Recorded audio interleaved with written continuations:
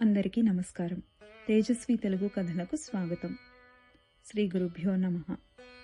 కంచి పరమాచార్య స్వామివారి మహాత్మ్యాన్ని తెలిపే ఈ అనుభవం స్టోరీస్ ఆఫ్ మహాపెరియవ పరమాచార్య అనే పేజ్ నుంచి స్వీకరించబడినది.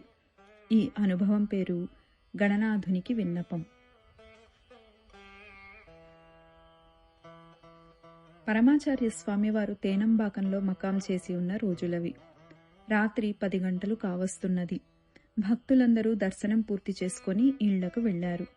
స్వామివారు విశ్రాంతి తీసుకుంటున్నారు. ఇంతలో పెద్ద పెద్ద శబ్దాలతో బాణాసంచా కాలుస్తున్నారు. స్వామివారు ఆ శబ్దాలెక్కడి నుంచి అని శిష్యుణ్ణి ప్రశ్నించారు. శిష్యుడు, శ్రీ కామాక్షీదేవి ఊరేగింపు పెరియవా ఇప్పుడు కచ్చపేశ్వర ఆలయం వద్దకు వచ్చి ఉంటుంది. అక్కడ భక్తులు అమ్మవారి దర్శనానంతరం వేడుక చేసుకుంటారు. అక్కడ ఊరేగింపు 10 నిమిషాలు ఆపి బాణాసంచా కాలుస్తారు అన్నారు. స్వామివారు చివాలున లేచి అమ్మవారిని దర్శించుకోవాలి అంటూ బయలుదేరారు. శిష్యులకు వణుకు మొదలయ్యింది. సమయం రాత్రి 10 గంటలు. తేనంబాకం నుంచి కచ్చపేశ్వర ఆలయం చాలా దూరం. ఇక్కడి నుంచి ఎంత వేగంగా నడిచినా చేరలేము. ఆలోపే అమ్మవారు ఆలయ ప్రవేశం చేస్తారు. శిష్యులంతా కూడా పలుక్కొని స్వామివారితో, పెరియవా మీరు చాలా బలహీనంగా ఉన్నారు. ఈ రాత్రి సమయంలో నడవలేరు. నడిచినా అప్పటికి అమ్మవారు ఆలయ ప్రవేశం చేస్తుంది. దర్శనం చెయ్యలేము అని ప్రార్థనాపూర్వకంగా మనవి చేశారు.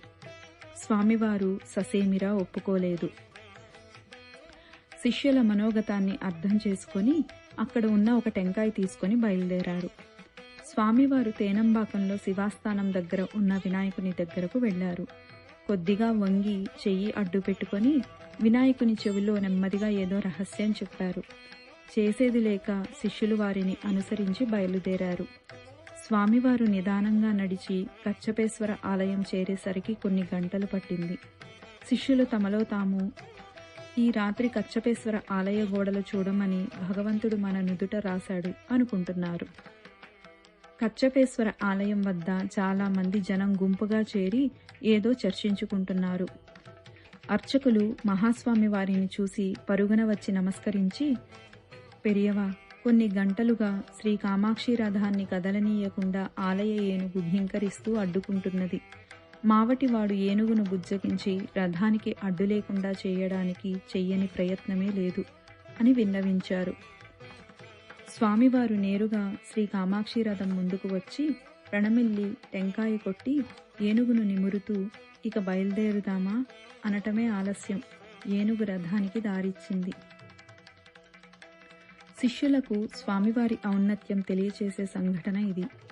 వారిని కేవలం దుర్బల శరీరం గల ఒక మానవునిగానో లేక ఒక సాధారణ సన్యాసిగానో తలచిన వారి శిష్యులకు ఇది ఒక గుణపాఠం.